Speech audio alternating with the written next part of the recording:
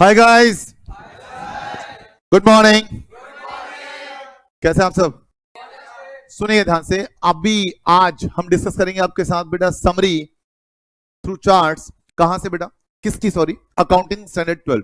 Accounting standard 12 जिसका नाम क्या है बेटा? इसका नाम है, नाम याद है आपको?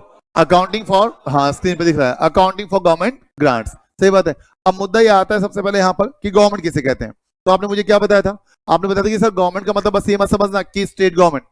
ये स्टेट गवर्नमेंट भी है, सेंट्रल गवर्नमेंट भी है, लोकल बॉडीज भी हैं, सही बात है, जैसे एमसीएफ, एमसीडी, सही बात है, और इवन इंटरनेशनल और नेशनल बॉडीज भी हैं इसमें, राइट। अब आपने क्या कहा बेटा? आपने कहा कि भाई ये जो अकाउंटिंग स्टैंडर्ड 12 है, accounting for government grant, government का मतलब आपने मुझे समझाया। ग्रांट का मतलब क्या है? तो हमने कहा भाई देखो, ग्रांट का मतलब है असिस्टेंस। क्या है बच्चे? Assistance. Assistance in the form of कैसे कैसे? Cash and kind. किसके लिए बेटा? फॉर द पास्ट और future compliances by an entity. सही बात है, पक्का।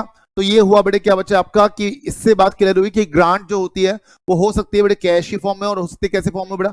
काइंड की फॉर्म में हो। जरूरी नहीं कि बेटे कैश की फॉर्म में ही हो। फाइन, तो इसीलिए अगर आपको याद हो तो वो लैंड वाला केस, कि लैंड हमें फ्री ऑफ कॉस्ट मिली है या मशीन फ्री ऑफ कॉस्ट मिली है, तो किस में आ गई बेटे? वो काइंड में आ गई, पक्का। अच्छा, अब बात ये आती है कि ये एएस किन किन बातों से डील करता है। तो हमने कहा भाई ये एएस डील करता है कैसे बेटा?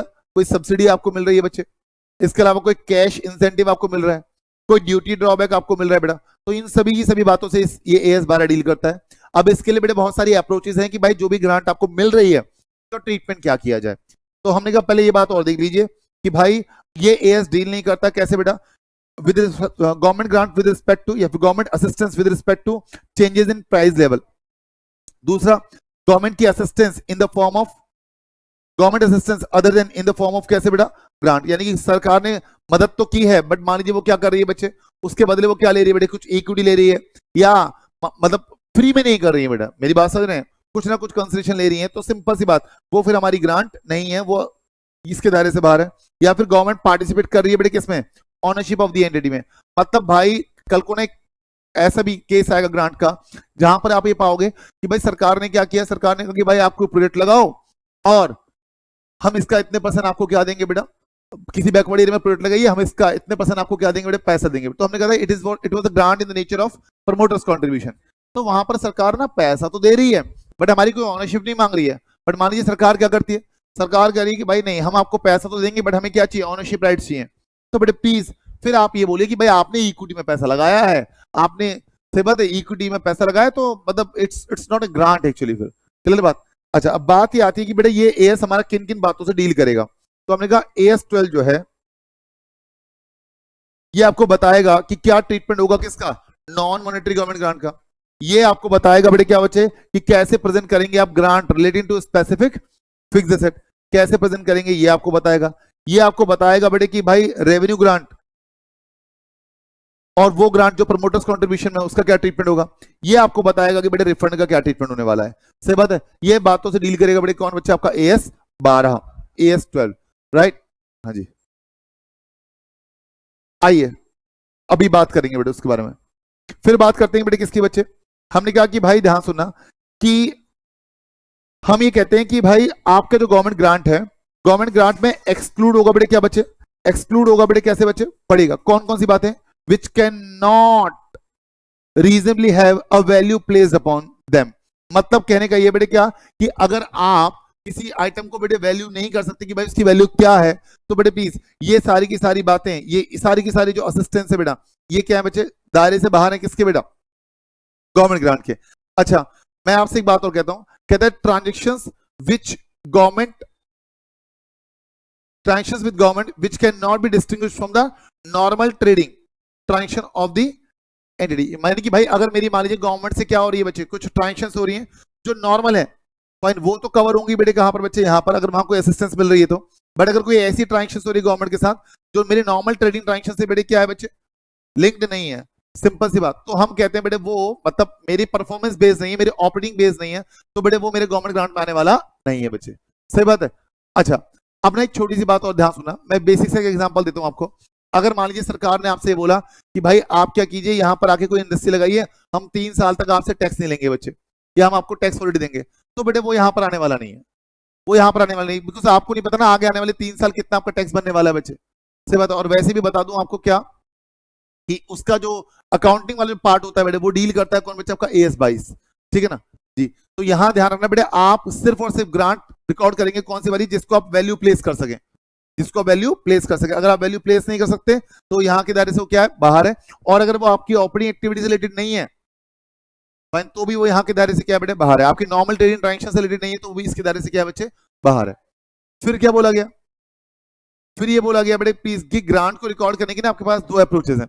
आप सबको पता है वो दो अप्रोचेस कौन कौन सी है।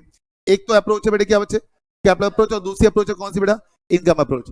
इनकम अप्रोच बच्चा बच्चा जानता है कि बेटे ग्रांट को हम कहाँ लेके जाते हैं, हाँ जी, ग्रांट को हम लेके जाते हैं बेटे स्टेटमेंट ऑफ P&L में ओवर 1 और मोर पीरियड। मेरी बात ध्यान से सुनना, जैसे जैसे बेटे ग्रांट, मुझे मान लीजिए ग्रांट रिसीव हुई है और मुझे पता है कि ग्रांट को क्या करना है, ग्रांट को फुलफिल करने के लिए कुछ कॉस्ट एसोसिएटेड है। अब जो भी मेरी कॉस्ट इनकर हो रही है वो तो जाएगी स्टेटमेंट ऑफ P&L में, उसी के रेशियो में बेटे क्या होगा बच्चे, ग्रांट भी जाती रहेगी कहाँ, स्टेटमेंट ऑफ P&L में। आपने क्वेश्चन किया था जहां पर आपको बेटे क्या स्टाफ के वेलफेयर के लिए फाइन पैसा मिला था बेटा, या उनको मेडिकल फैसिलिटी प्रोवाइड करने के लिए पैसा मिला था अगले 5 साल के लिए फाइन। तो आपने उस ग्रांट को बेटे धीरे धीरे करके कहां ले गए थे, आप P&L में ले गए थे, स्टेटमेंट ऑफ P&L में ले गए थे। और जो खर्चा हो रहा था बेटा एम्प्लॉय के बेनिफिट पे, उसे भी कहां ले गए थे बेटे, P&L में ले गए थे। दो तरीके आपके पास, या तो आप खर्चे को डेबिट साइड दिखाइए और जो गवर्नमेंट ग्रांट आपको मिल रही है अमोर्टाइज आप कर रहे हैं उसे क्रेडिट साइड दिखाइए, या फिर उस रिलेटेड खर्चे में से क्या कर सकते हैं बेटा, उस ग्रांट को जो आपको मिल रही है उसे माइनस कर सकते हैं। सही बात है। दूसरी बात आती है बेटे कौन सी अप्रोच, कैपिटल अप्रोच। यहां पर आप क्या करते हैं कि जो ग्रांट है आपकी, you are assuming it to the part of क्या बेटा, नाम से क्लियर बेटा, ये बैलेंस शीट को अफेक्ट करेगी, किसको अफेक्ट करेगी, बैलेंस शीट को। तो क्या कह रहा है बेटा, grant is treated as a part of share holders fund. पढ़ना, grant which have the characteristics similar to those of promoters contribution should be treated as कैसे बेटा, part of share holders fund. मतलब कहने का ये बेटे क्या कि जहां पर grant in the nature of promoters contribution है उसको बेटे आप एक तरह से ट्रीट करते हैं कि इसका part of share holders fund. You know it very well कि जब आपकी grant in the nature of promoters contribution होती है तो उसको आप ट्रांसफर करते हैं बेटे कहां, कैपिटल रिजर्व में, कैपिटल रिजर्व में। अच्छा लो जी, क्या कहते हैं, इनकम अप्रोच में be more appropriate in case of other grant. Sir other grant कैसी, पता नहीं आपको याद नहीं याद है बेटा, जैसे ग्रांट मिल रही है आपको कैसे, इन the nature of immediate financial support.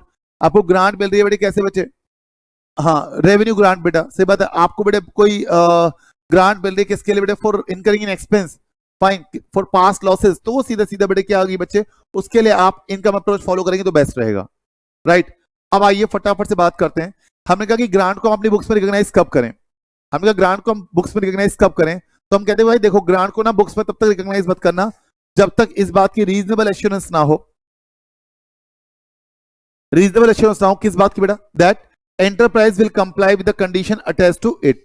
या तो एंटरप्राइज कंप्लाई कर लेगी जो इससे जुड़ी कंडीशंस है बेटा उसको पूरा करेगी, जब तक इस बात की रीजनेबल एश्योरेंस ना हो तब तक आपको बेटे ग्रांट को बुक्स पर रिकॉग्नाइज नहीं करना।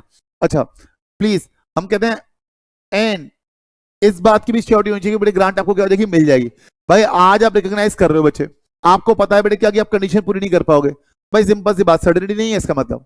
अच्छा अगर आपको लगता है कि आप कंडीशन पूरी कर लेंगे बेटा फाइन, तो उसके साथ साथ ये भी सर्टेनिटी होनी चाहिए कि ग्रांट आपको क्या हो जाएगी, मिल जाएगी।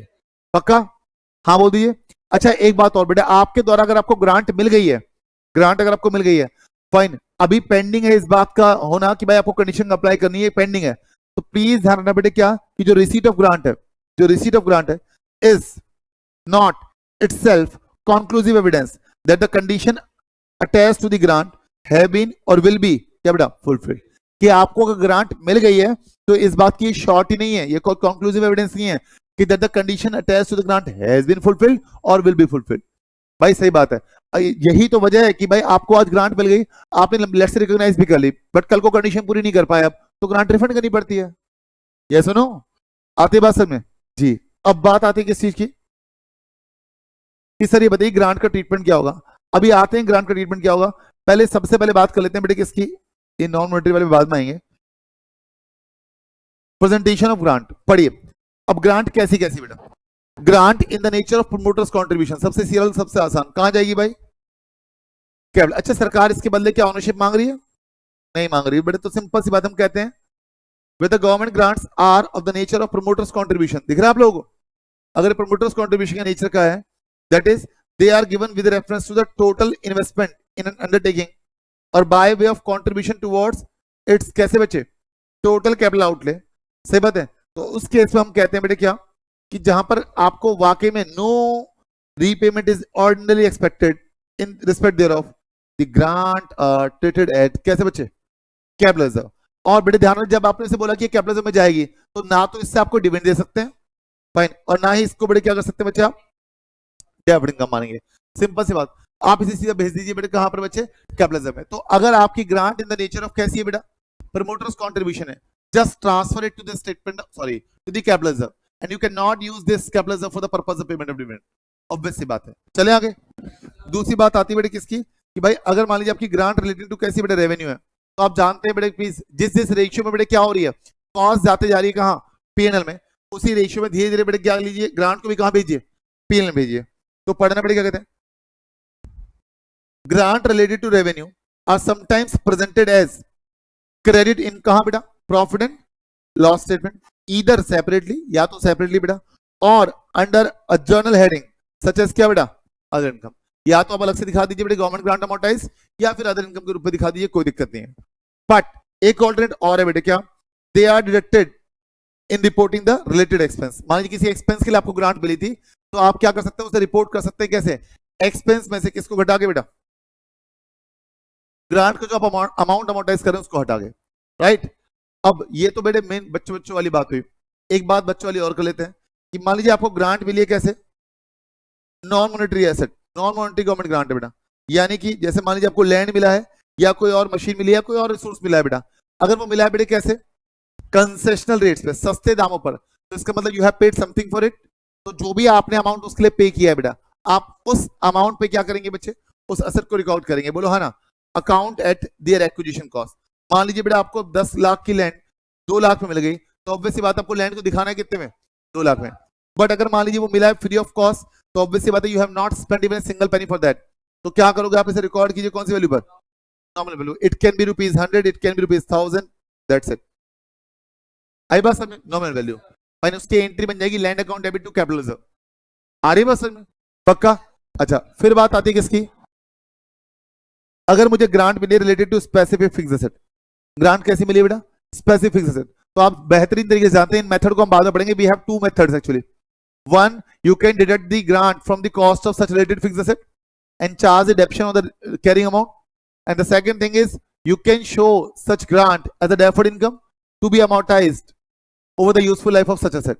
सही बात है, ये बात आपने सीखी थी बेटे, पक्का। तो क्या कहते हैं बेटे, 2 तरीके हैं आपके पास। मेथड 1 क्या कहते हैं, grant relating to specific fixed की बात चल रही है, इसमें मेथड 1 क्या चल रहा है, the grant is shown as कैसे, डिडक्शन फ्रॉम कहां से बेटा, gross value of the asset concern in arriving at its कहां बेटा, बुक वैल्यू। बुक वैल्यू पर आने के लिए आप क्या करते हो बेटा, ग्रॉस वैल्यू में से जो ग्रांट का अमाउंट है उसे क्या कर देते हो, घटा देते हो। हाँ बोल दीजिए। अच्छा कहते हैं grant is this recognised in the PNL over the useful life of the asset by way of क्या मैं कहता हूं, रिडक्शन इन डेप्रिसिएशन।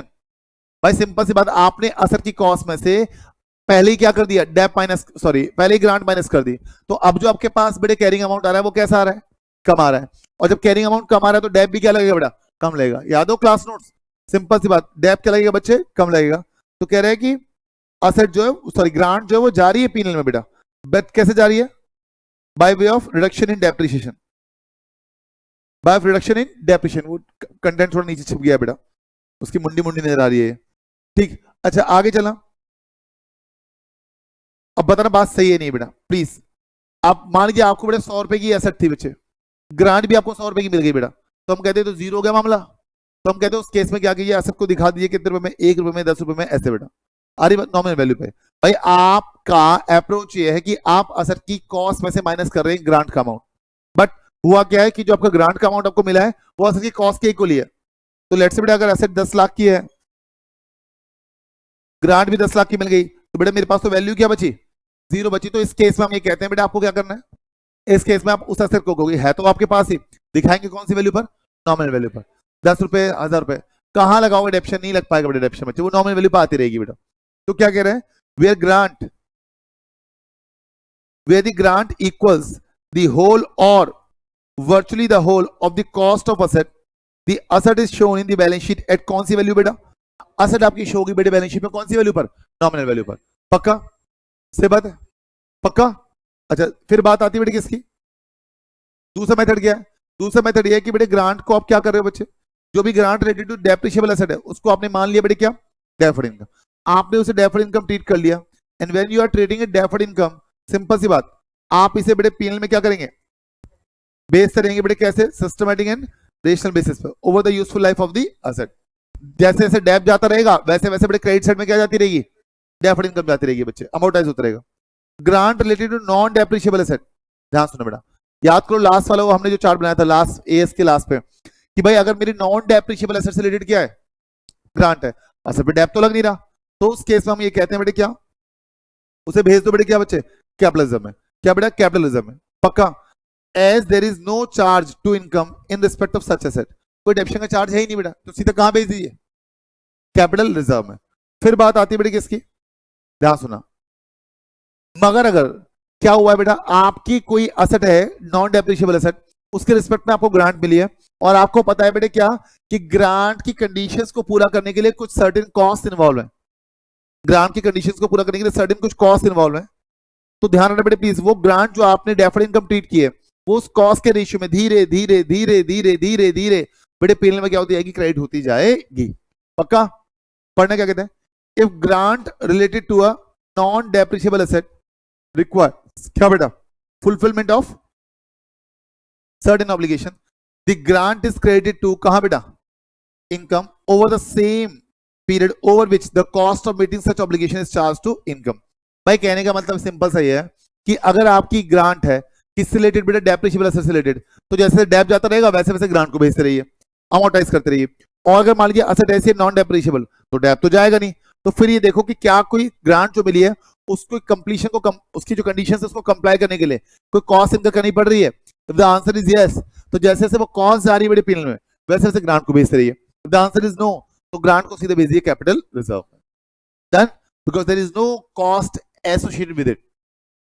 चले, पक्का, बहुत बढ़िया। आगे चलिए बेटे, चर्चा को आगे बढ़ाते हैं। रिफंड ऑफ गवर्नमेंट ग्रांट, हमने क्या बात बोली बेटा, कि अगर आप कंडीशन पूरी नहीं कर रहे हैं बेटा, अगर आप कंडीशन पूरी नहीं कर रहे हैं ग्रांट से जुड़ी हुई, तो इन दैट सिनेरियो आपको क्या करना पड़ सकता है, आपको ग्रांट रिफंड करनी पड़ सकती है। And if you are refunding the grant, तो ध्यान रखना बेटे प्लीज, उसको हम ट्रीट करते हैं under AS 5 also as an extraordinary item. क्या बच्चे, उसे हम एक्स्ट्राऑर्डिनरी आइटम ट्रीट करते हैं। फाइन, अब क्या बोला गया, रिफंड ऑफ गवर्नमेंट ग्रांट से रिलेटेड सिंपल सी बात है बेटा, आप ये बात ध्यान रखिएगा कि दैट पर्टिकुलर, देखो रिफंड हो रहा है तो बैंक तो क्रेडिट होगा, पैसा आपकी जेब से जाएगा बेटा। हमने कहा that particular account will be debited which was credited at the time of receipt. What I mean to say is कि भाई आपका वो अकाउंट आप डेबिट करोगे जो आपने रिसीट के समय क्या किया था, क्रेडिट किया था।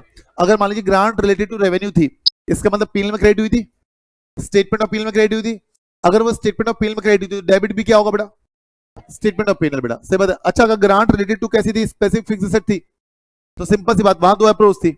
अगर आपने उसे असर की कॉस्ट में से माइनस किया था, तो सिंपल सी बात, आप किसको डेबिट करोगे, असर की कॉस्ट को, कैरिंग अमाउंट को। और जो डेप्शन लगाओगे वो कैसे लगाओगे, रिवाइज कैरिंग अमाउंट पे, कैसे बेटा, प्रोस्पेक्टिवली। कैसे बच्चे, प्रोस्पेक्टिवली। अच्छा, अगर मान लीजिए आपने क्या ट्रीट किया था, डेफर्ड इनकम ट्रीट किया था, तो जो भी आपका रिफंड का अमाउंट है पहले कहां चार्ज होगा, पहले कहां डेबिट होगा, अनअमोर्टाइज्ड ग्रांट पे, और उसके excess of refund over the unamortized amount वो कहां जाएगा, पीएनएल में, कहां जाएगा, स्टेटमेंट ऑफ पीएनएल में। याद आ रहा है कुछ। फिर बात आई थी बेटी किसकी, कि अगर मान लीजिए grant related to promoter contribution है, प्रमोटर्स कॉन्ट्रीब्यूशन है, तो आपने उसको कहां क्रेडिट किया था, कैपिटलिज्म में, तो आप डेबिट भी कहां करने वाले हैं, कैपिटलिज्म में, कैपिटल रिजर्व में। अगर आपकी grant related to promoters contribution है तो it will be debited to capital reserve, right. हाँ बोल दीजिए। आइए बेटा पढ़ लेते हैं बाबा प्लीज क्या कह रहा है, देखिए क्या कहते हैं। रिफंड ऑफ गवर्नमेंट ग्रांट क्या कहते हैं बेटा, पहले रिलेटेड टू रेवेन्यू, कहते हैं इज अप्लाइड फर्स्ट अगेंस्ट कहां बेटा, अनअमोर्टाइज्ड डेफर्ड क्रेडिट। अब मान लीजिए ग्रांट आपको ऐसी मिली है भाई स्टाफ वेलफेयर के लिए over the period of 5 years, तो आपने उस ग्रांट को डेफर्ड ग्रांट माना होगा, तो हो सकता है बेटा आपकी ग्रांट कहां खड़ी हो, डेफर्ड इनकम में, बैलेंस शीट में लायबिलिटी साइड। तो अगर ऐसी ग्रांट अगर रिफंड हो रही है, बेशक ये रेवेन्यू से रिलेटेड है, बट इसका सारा हिस्सा तो पीएनएल में गया नहीं है, तो पहले जो अनअमोर्टाइज्ड पोर्शन है उसको डेबिट कीजिए, उसके बाद पीएनएल को। तो कहते हैं इज अप्लाइड फर्स्ट अगेंस्ट कैसे बेटा, unamortized deferred credit remaining in respect of grant. अच्छा, टू द एक्सटेंट, पढ़ना, to the extent that the amount refundable exceeds कैसे बेटा, any such deferred credit और where no deferred credit is there। मान लीजिए कोई deferred credit है ही नहीं, तो इसका मतलब सारा पीएनएल में खड़ा है, सारा पीएनएल में खड़ा है, तो डेबिट भी किसको करोगे आप, the amount is charge immediately to कहां स्टेटमेंट ऑफ P&L। मेरी बात समझ पा रहे हैं भाई? बैंक तो क्रेडिट होगा, मुद्दा आता डेबिट क्या होगा, तो हमने कहा डेबिट क्या होगा, स्टेटमेंट ऑफ P&L। आगे आना बेटे क्या कहते हैं, अगर मान लीजिए आपकी ग्रांट कैसी थी बेटा, grant relating to specific fixed asset थी, स्पेसिफिक फिक्स्ड एसेट, तो क्या बोला बेटा भाई, स्पेसिफिक फिक्स्ड एसेट के रिलेटेड में अगर आपने पहला मेथड फॉलो किया है, यानी कि आपने एसेट की कॉस्ट में से माइनस किया है, तो उस केस में क्या करोगे आप भाई, इसको रिकॉर्ड कीजिए कैसे, by increasing the book value of the asset. बोलो हाँ। अच्छा, अगर book value of the asset आपने बढ़ाई है, ध्यान रखना, तो depreciation will be charge on the revise carrying amount, कैसे, प्रोस्पेक्टिवली। अच्छा,